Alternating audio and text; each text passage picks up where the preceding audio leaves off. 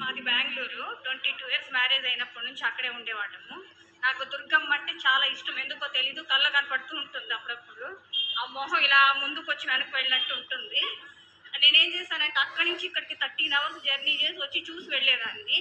ఆ మనసులో అనుకున్నాను, ఎందుకో కానీ కోపం వచ్చి ఒక్కోసారి ఇంత దూరంలో ఉన్నావే నేను చూడాలంటే నేను ఎలా అమ్మా అనుకున్నాను. మా పిల్లలు ఎస్ఆర్ఎం కాలేజ్ ఆన్లైన్ ఎగ్జామ్ రాసి ఇక్కడికే జాబ్, ఇక్కడికే ఎడ్యుకేషన్ మీద వచ్చి మేము ఇక్కడే షిఫ్ట్ అయిపోయాం. 1 మంత్ నుంచి ఇక్కడే ఉన్నాం. అమ్మవారి దయ చాలా బాగుంది. అన్లిమిటెడ్ ఎనర్జీ అమ్మ, అంతే, ఇంక నేనేం చెప్పలేను. Unlimited energy. ఆమెకు అనుకోవాలే కానీ జరగందంటూ లేదు.